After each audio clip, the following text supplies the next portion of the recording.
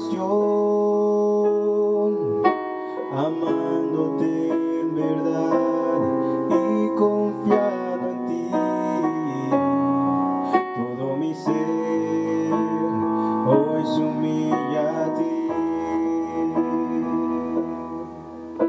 Te entrego, Señor, mi corazón,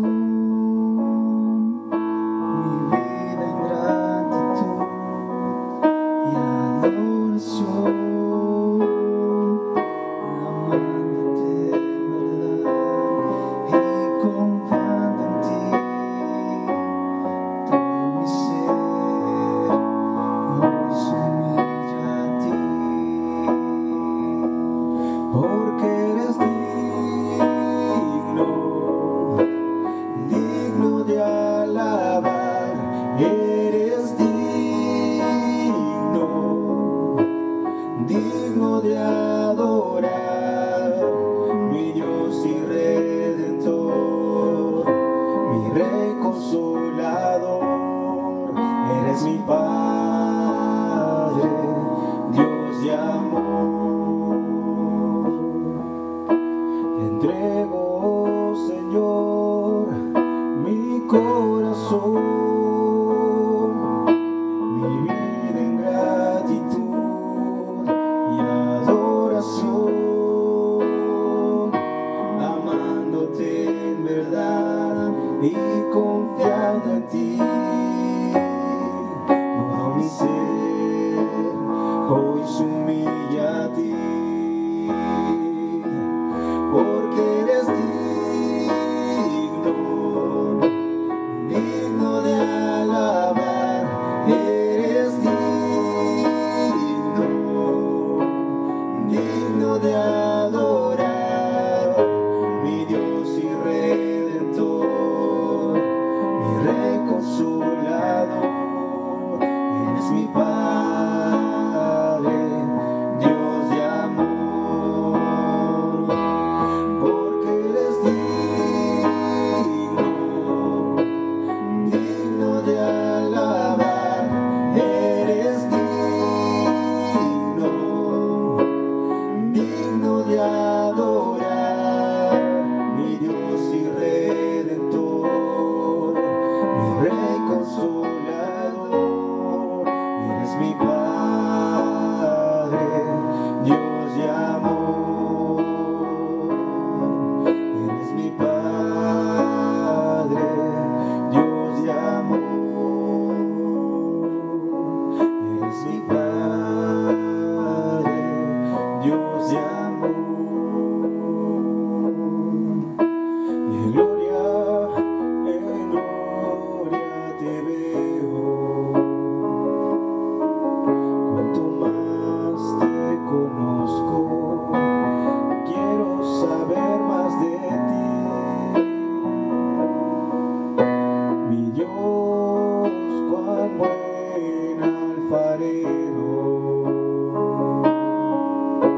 quebrántame, transfórmame, moldéame a tu imagen, Señor. Quiero ser más como tú, ver la vida como tú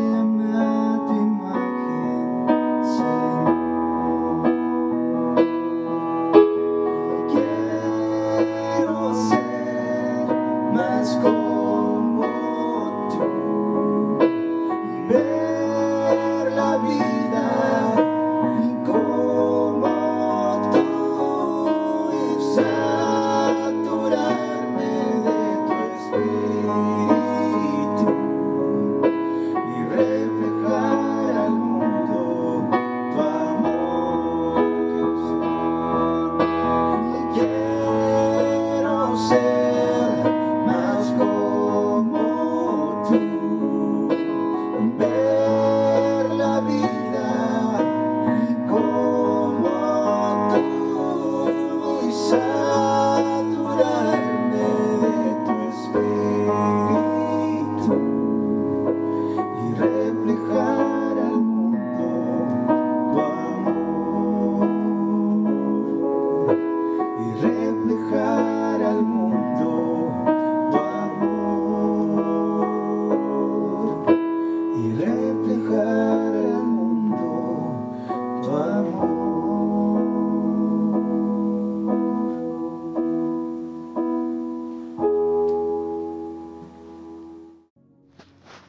Muy buenas noches, jóvenes. En esta noche vamos a continuar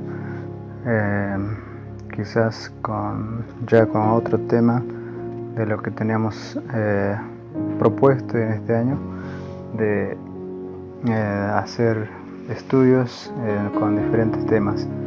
Como así bien ya hemos hablado en cuanto a la unidad, así en breve, esperemos que también de una u otra manera les haya sido de bendición y de edificación, y lo importante siempre es, después de todo o escuchar o algo, siempre es bueno ponerlo en práctica, y si lo hacemos, los resultados siempre lo vamos a verlo de día en día.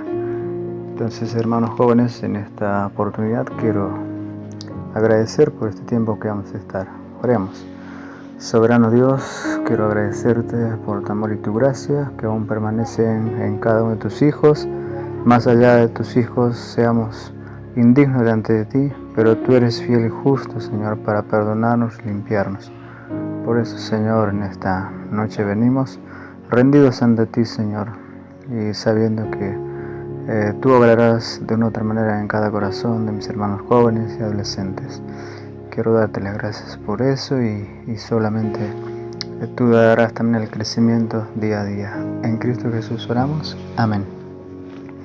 Bien, jóvenes, en esta oportunidad quiero que ustedes me sigan, y ahí seguramente en la pantalla van a ver de lo que vamos a avanzar. En cuanto a este tema es la santidad. También vamos a solamente en esta oportunidad a introducir algo que vamos a avanzar. Quizás los minutos que pasamos a veces no alcanza mucho para poder explicar también. Bien, el mensaje o el tema que vamos a ver en estos sábados que vienen es en cuanto a la santidad. Entonces así titula esta que yo puse, dice buscando la santidad, ¿sí? Y hay preguntas también que aparece después, dice ¿por qué la queremos? O sea, la santidad, ¿no? ¿Y qué es la santidad? También, ¿qué es? Y también dice ¿cómo la conseguimos, esa santidad? Entonces, estas preguntas nos llevan, ¿no? Más algo personal, que cada uno estamos también para, como dice, ¿por qué uno quiere, no? Entonces, será algo obligado de alguien que tenemos que hacer. Entonces, todo eso vamos a ver en detalle por delante, y también algunas definiciones también en cuanto a la santidad y cómo la conseguimos también, ¿no? Entonces, todas preguntas estas que muchas veces se rondan en nuestra mente, en nuestro corazón, querer saber. Bien, entonces en estas oportunidades vamos a estar viendo eso. Y la introducción dice ahí, también ustedes me siguen con la lectura. Dice, las palabras, dice, ¿no? En español para santidad y santificación son las mismas en griego y son las mismas en hebreo. Es el mismo concepto, tanto la santidad y santificación. Entonces, teniendo estas definiciones en cuanto de santidad y santificación, tanto en el griego y en el hebreo, también comenta este autor Oswaldo Chamberg, dijo, ¿no? Esta frase dice: santidad, no felicidad, es la meta principal del hombre. Hoy en día podemos escuchar eso y ver también, ¿no? Pero dice también: la santidad es el asunto principal que Dios quiere en el hombre. O sea, eso desea Dios en nosotros, ¿sí? Entonces dice también: la falta de santidad es lo que separó a Adán de Dios.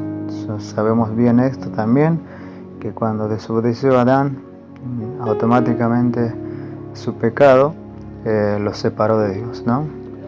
Dice: y la restauración de la santidad en el hombre es lo que restaura este compañerismo con Dios, ¿no?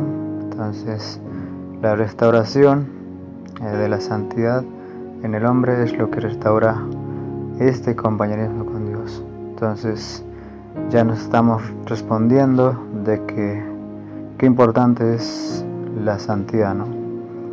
Y que algo que nosotros, para tener compañerismo con Dios, tiene que haber, ¿no? Una restauración. Entonces eso, cada uno hemos experimentado, pero quizás algunos no tan bien. Pero eso mismo también vamos a estar aclarando por delante. Y también vemos que dice este autor también que Mateo Henry, conocemos también que él también tiene un comentario bíblico, ¿sí? Mateo Henry, y dice así también él, ¿no? Ningún otro atributo de Dios es más tenebroso a pecadores que su santidad, ¿sí? Ningún otro atributo de Dios es más tenebroso a pecadores que su santidad. Entonces, algo que nosotros debemos saber siempre es uno de los atributos de Dios es la santidad, ¿no? Entonces, algo que nosotros como pecadores es muy difícil llegar, ¿no? A lo que es Él mismo. Y por eso dice en San Juan 3:19, Mateo también marca ese versículo y dice: y esta es la condenación, dice, ¿no? Que la luz vino al mundo y los hombres amaron más las tinieblas que la luz, porque sus obras eran malas. Y eso mismo ha pasado en cada uno de nosotros, en los tiempos de Jesús, y así también antiguamente, ¿sí? Y amaron la gente más a las tinieblas que la luz. Quizás también eso puede estar pasando en cada uno de nosotros también, ¿no? Que muchas veces el mundo parece reflejar algo bonito, lindo, pero a veces no lo miramos, ¿no? Con los ojos de Dios, y sabiendo que Dios dice que el mundo está en las tinieblas, y muchas veces nosotros llegamos también a amar y estar como ellos, ¿no? En esas tinieblas en vez que en la luz. Y eso, ¿cómo lo sabemos? Y eso es nada más y nada menos, es por las obras, ¿no? Por sus obras de cada uno de nosotros. ¿Cómo están nuestras obras delante de Dios, ¿no? Y cada uno de eso conoce su andar diario, ¿sí? En cada momento donde están. Y también termina diciendo él, sin duda dice, el rechazo de la santidad para uno mismo es lo que separa el mundo de Dios. Entonces, al rechazar la santidad, ¿sí? La gente del mundo, inconversos, dice, uno mismo se separa de Dios, ¿no? No es que Dios se separa, sino que al amar a las tinieblas y se separa, ¿no? De la luz. Entonces, muchas veces puede pasar eso a nosotros, jóvenes y adolescentes, al estar en el mundo, a veces al practicar las cosas del mundo, muchas veces ya nos identificamos, ¿no?, como personas inconversas. Pero y eso no es que Dios te dice, ¿no?, yo me alejo de vos, sino que uno mismo se aleja de Él y de su santidad. Y también menciona en Isaías 61:10, dice, en gran manera, dice, me gozaré en Jehová, mi alma se alegrará en mi Dios, porque dice ahí, me vistió con vestiduras de salvación, me rodeó de manto de justicia, como a novio me atavió y como a novia adornada con sus joyas.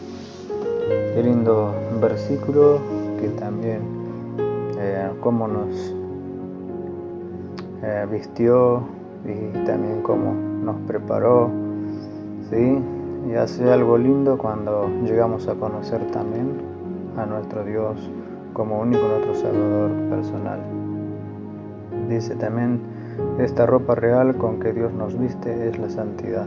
Entonces, algo que nosotros debemos darnos cuenta, al estar en Cristo, Él nos viste con esa santidad, ¿sí? Por eso nos llama santos. Varias veces Pablo mismo también menciona, ¿no?, a los santos, los saludo a los santos de Corintios, de Efesios, todo eso. Entonces, en Cristo Jesús, los que estamos, somos llamados también santos, ¿sí? Bien, en Salmos también 96:9 dice, adorad a Jehová en la hermosura de la santidad, temed delante de Él toda la tierra, ¿sí? Ahí dice algo importante, que Dios dice, ve la santidad como hermosura, algo lindo, algo precioso, que muchas veces nosotros no lo tomamos así. Pareciera que la santidad es algo temeroso, algo que asusta, algo que uno dice, no estoy para estar en esos lugares, o no me merezco, o no sé, nunca voy a llegar. Quizás todas esas frases o palabras a veces nos vienen a nuestra boca y a veces decimos, ¿no? Pero aquí David dice, ¿no?, en la hermosura de la santidad. Dios ve la santidad como hermosura, ¿sí? Además dice, Dios nos instruye que debemos adorarle con esta cosa hermosa, la santidad en nosotros. O sea, en tu vida se manifiesta esa santidad y vos vas adorando a ese Dios, jóvenes y adolescentes. Bien, diciendo algunos versículos y también algunos autores que también definen y hablan en cuanto de la santidad, y también vamos a definirlo de esta manera, ¿sí? Vamos a definir la santidad, dice, en qué modelamos nuestras vidas, ¿sí? En qué modelamos nuestras vidas alrededor de la voluntad de Dios. No es que somos perfectos, sin un defecto o pecado, ¿sí?, sino que habla de nuestro ánimo, ¿sí?, harto anhelo y esfuerzo para cumplir con la voluntad de Dios. Este toma dos formas, ¿sí?, que vamos a tenerlo siempre en presente, ¿sí? Uno, de no hacer lo que Dios nos prohíbe, ¿sí? Muchas veces eso a veces cometemos, ¿no?, de no hacer lo que Dios nos prohíbe. O sea, cuando Dios nos dice algo que no debemos hacer, ¿sí?, y a veces lo hacemos, ¿no? Pero aquí una de las cosas es que de no hacer lo que Dios nos prohíbe. Debe estar eso en nuestra mente, ¿sí? No debemos hacer lo que Dios nos prohíbe. Y también dos, dice, y de hacer las buenas obras que Dios nos manda. Y sí, a veces pasa todo lo contrario, ¿no? A veces lo que Dios nos manda no lo hacemos. Pero jóvenes, de eso se trata, ¿no?, la santidad. de no hacer lo que Dios nos pruebe y hacer las buenas obras que Dios nos manda. Entonces, la mayor parte de veces como cristianos cometemos estos errores, ¿no? Muchas veces Dios nos dice, no hagan esto y no deberían hacerlo, y está prohibido hacer, y sin embargo lo seguimos haciendo.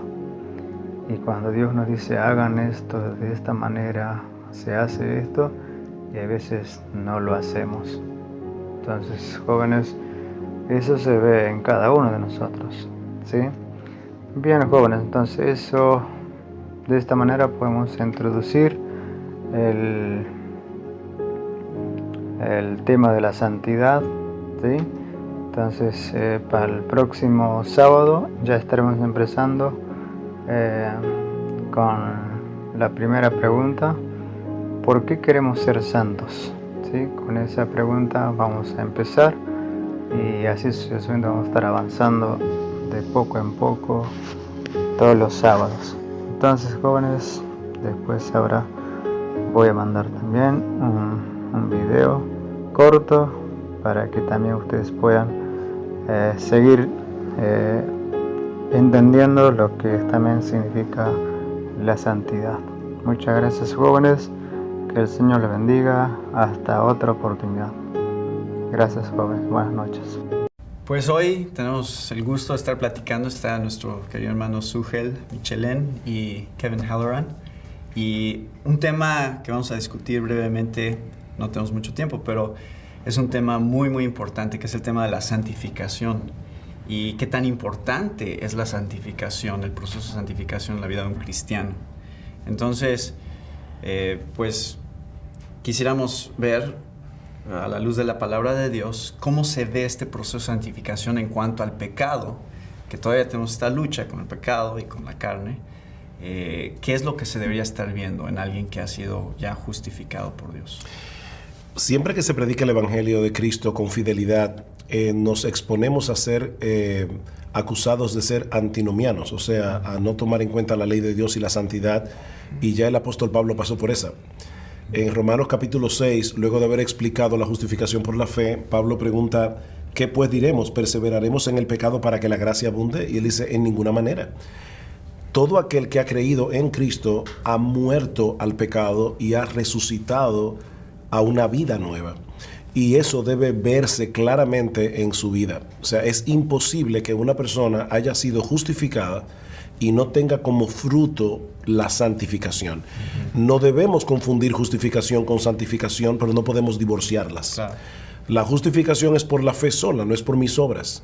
Es únicamente por medio de la fe. Pero todo aquel que ha sido justificado ha sido regenerado previamente antes de creer, y esa regeneración hace que este individuo ahora pueda tener nuevos afectos, pueda ir desarrollando un nuevo carácter conforme al carácter de nuestro Señor Jesucristo. Eso es básicamente lo que es santificación. Así que todo el que ha sido justificado está en un proceso de santificación luego de haber sido liberado de la esclavitud del pecado. ¿Cómo podríamos diferenciar entre alguien que no es cristiano y por eso está viviendo en pecado, y alguien que sí es cristiano y está en este proceso de santificación? O sea, creo que a veces existe ese problema en alguna iglesia donde dicen, es que él ni siquiera es cristiano porque, mira, sigue cayendo en lo mismo, y ¿en qué momento decimos, bueno, es que eso es parte del proceso, está creciendo, o decimos, a lo mejor ni siquiera es salvo? Bueno, es una buena pregunta y algo importante para muchos cristianos y muchas personas que tal vez piensan que son cristianos. Pienso que algo importante que entender es su actitud hacia el pecado. Aman su pecado y quieren abrazar su pecado con todo su ser, o odian su pecado y quieren arrepentirse, quieren seguir al Señor, quieren crecer en la santidad aunque no estén creciendo ahora. O sea, si es una batalla, ¿no? O sea, que es... Quizás una forma muy sencilla de explicarlo es esta. El inconverso está en el terreno del diablo peleando contra Dios. El creyente está en el terreno de Dios peleando contra el pecado y contra el diablo. pero todavía peca. Entonces hay una diferencia. El creyente se siente avergonzado por su pecado, el incrédulo se siente molesto con Dios por su ley. El creyente ama la ley y odia su pecado. El inconverso ama su pecado y odia la ley. Es la gran diferencia. Pero el creyente peca. Esa es la realidad que nosotros vemos en la Biblia. Hay una ilustración que podemos usar aquí. No sé cuántos de ustedes han leído la historia de Iwo Jima en la Segunda Guerra Mundial, pero aquella famosa imagen donde aparecen los norteamericanos plantando la bandera. Sí. Cuando los norteamericanos toman la isla de Iwo Jima, los japoneses estaban allí metidos entre las cuevas que había en la isla, que eran muchas cuevas. Ya los aliados tenían control de la isla, pero los japoneses estaban allí todavía y seguían dándole batalla. No, ya Cristo vino y puso la bandera de la santidad en nuestro corazón, pero los japoneses están, bueno, el pecado está allí metido entre las cuevas, el pecado es remanente y sigue siendo una guerra. Ahora sí, cuando leemos pasajes como 1 Corintios 3, que habla de no les hablo a ustedes como espirituales, sino como a carnales, ¿qué categoría de cristianos son estos a los que les está hablando Pablo? La Biblia no divide a los creyentes entre espirituales y carnales. La Biblia sí dice que todos los creyentes tienen rasgos de carnalidad con los cuales tienen que luchar. Y en el caso particular de los corintios, era el rasgo de la división, el orgullo que había en ellos. Entonces, Pablo está usando la palabra allí en el sentido de inmadurez. Ellos eran inmaduros en ese aspecto y estaban divididos. Pero no es que hay un cristiano que es carnal, o sea, que ya es salvo, pero todavía sigue esclavo del pecado. Como si Dios nos diera dos opciones, ¿no? Exacto. A ver, ¿qué quiere ser? ¿Cristiano carnal o cristiano espiritual? Cristo fue muy claro: si alguno quiere venir en pos de mí, niéguese a sí mismo, tome su cruz y sígame. Eso no es cristianismo radical, eso es mero cristianismo. Sí, dice Romanos 10, muchas personas que piensan que hay dos opciones también dicen que, puedo tener a Cristo como mi Salvador, pero no como mi Señor. No quiero someterme a Él. Pero dice Romanos 10 que si confiesas con tu boca a Jesús por Señor y crees en tu corazón que Dios lo resucitó de los muertos, serás salvo. Entonces no podemos escoger a Jesús como Salvador y no Señor. Jesús es el Señor de todo y el Salvador de los que creen en Él. De hecho, uno de los textos más aterradores de la Biblia es Mateo capítulo 7, versículo 21 al 23, cuando el Señor dice: no todo el que me dice Señor, Señor, entrará en el reino de los cielos, sino el que hace la voluntad de mi Padre que está en los cielos. Y Él dice: muchos me dirán en aquel día, pero Señor, Señor, y en tu nombre no hicimos cosas espectaculares. Y Cristo les dirá: yo nunca os conocí, apartaos de mí, hacedores de maldad. ¿Qué hacemos en la iglesia cuando hay alguien que está cayendo en pecado, o sea, sigue en pecado y aparentemente no se está arrepintiendo de ese pecado? O sea, ¿cómo lidiamos con ese tipo de personas dentro de la iglesia?